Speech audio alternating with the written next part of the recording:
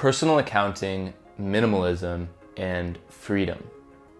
In this video, I'm gonna delve into probably one of the greatest and easiest tools that we have at our disposal to end up with more money at the end of the year than you would have substantially. But before I get into that, I just wanna make it clear, I've said this in other videos, but I think that before we ever embark on a quest to attain worldly success or wealth, I think that it's really important to define for ourselves what we truly think is success, but also what makes us truly feel rich. And I think when I've done this for myself, when it comes to feeling rich, for me, it is experiences that have very, very little to do with money. And I think that if we're trying to attain happiness or personal peace, the most effective way to do that is to surrender the vicissitudes of the ego. So guilt, shame, fear, judgment, whatever that may be, surrendering that and accepting more peace, compassion, understanding, and love into your life. And I think that that is how to be happy, how to be rich. But I also think that as a human on this planet, it's everyone's almost responsibility to become financially literate. Not only does it free up your family members or society from taking care of you if you become financially stable, free, literate, but also it sets you up to really live the best life possible. And lately, it's been hitting me super hard that money, if you become financially stable, it is a big form of freedom. And not just freedom to live a really cool lifestyle, but freedom to actually find your true purpose and passion in life. It's very difficult to change jobs or to move across the country or to take an unpaid internship or go traveling to discover yourself or to start a business. It's hard to do all these things if you're broke and you're living paycheck to paycheck. But if we can get control of our finances, I think it sets us up in a much better position to invest in ourselves, to discover who we truly are, and to get ourselves into a career and a job that not only pays us well, but really helps other people and is very fulfilling. So the amazing tip that I have for you guys today, I actually got from D Rockefeller. And he's one of the richest men of all time. I'm sure many of you have heard of him. He was an oil tycoon. And about a year and a half ago, I read his biography. And it's called Titan. It's very good. It's about 800 or 900 pages, so it's quite long. But in that book, what hit me super, super hard, I remember I was traveling in South America and I was listening to it on audiobook, and I learned that from a very young age, when he was just a child, he would write down every single penny he spent and he would write down every single penny he made. At the end of every month, he would account for his profit or loss, and he would also calculate his net worth. And for some reason, this totally blew me away. So as soon as I got back to the United States, and for the past year, I have been doing personal accounting.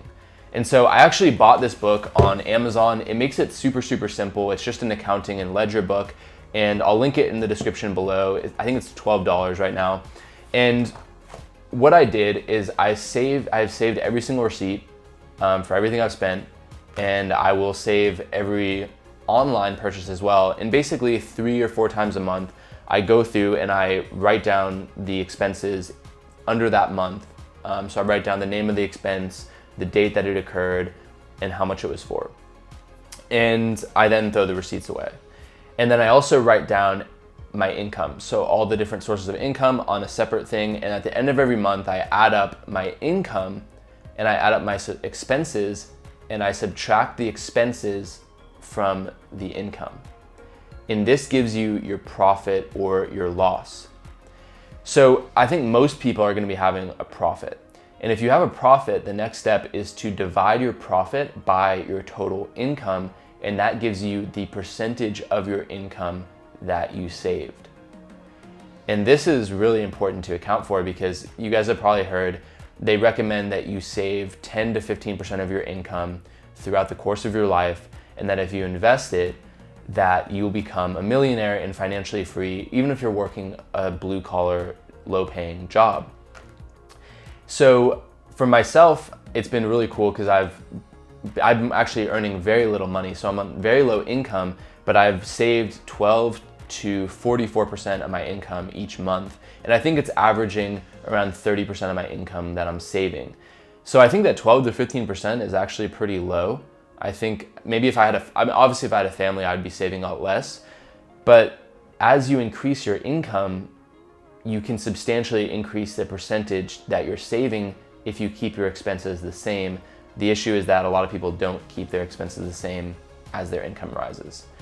And also at the end of the month, I'll basically go through and I'll add up how much money I spent on food. And I'll break that down further and I'll add up how much money I spent on groceries versus how much money I spent on eating out in coffee shops and that kind of stuff. And that's very enlightening. And I think that if you drive a lot, you could write down how much you spend on gas, and you could track a number of different things. And for myself, just observing millennials and young people and myself alike, I think that what people spend the majority of their disposable income on when they're younger is on eating out and drugs and alcohol, if I'm gonna be super real. And I think it's important, if you do any of those, to track both of those metrics. It's gonna give you a lot of information and a lot of clarity if that's something that you should be doing. So for myself, I used to smoke weed, I used to drink alcohol. I don't do that anymore because it doesn't fit in with my priorities. And so part of this video, I think part of minimalism is by getting rid of that which you don't need, you discover and you have clarity about what your actual goals are, what you actually care about, what you're actually passionate about, and it really frees you up to engage in that. I think the same thing occurs with money.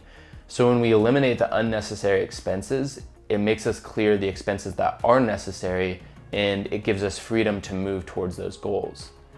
And I think with young people and drugs and alcohol, I think a lot of times people are basically unconsciously engaging in that behavior because that's what they've grown up with, that's what all their friends are doing, that's what everyone does, and they've never really questioned it. But I think that once you become clear on what your goals, your priorities, and your values are in life, there's a good chance if you look at your goals like, hey, I want to travel. Let's say that's a goal. And you look and you say, okay, I'm spending $50 a week, which I think is pretty average, on drugs and alcohol. And at the end of the month, or the end of the year, that adds up to $2,500 that you'd be spending on drugs and alcohol. I don't know exactly. And the crazy thing is, if you didn't spend money on drugs and alcohol, you could take that $2,500, depending on your rent and other stuff, and you could go on like an insane strike mission, like out of the country, 1 or 2 month trip that completely transforms your entire life. Or you could do what you've always done and you could, smoke weed a few times a week, get drunk on the weekends with your friends, buy a few pizzas, or you can go on this epic trip. So just a little insight there, just a little clarity there. But anyways, as you're going through and you're accounting for everything, the benefits of this really are that by adding up all your expenses and by seeing what you're spending money on, I think that it really makes you more careful when you're shopping in the first place. So if you're someone that's less financially literate and you're at the store, you're gonna ask yourself, hey, is this gonna be something that I want to go home and write down in my expense book? And I think it'll give you a lot of foresight and clarity and prevent you from making bad purchases. But also it's a law of nature that whatever we track tends to improve and tends to grow. And people have discovered this with business, with tracking their metrics, with fitness, with writing down what they do for their workouts, with nutrition, but the same thing goes for your finances. So when you start tracking it, you start seeing, whoa, I saved $300 at the end of this month, and $400 at the end of this month, and $500 this month, and you start competing with yourself, and it becomes like a game to see how much you can increase your income, how much you can lower your expenses, and how much you can save at the end of every month. The next step that you do after this is to calculate your net worth. I got this tip from Ed Thorpe.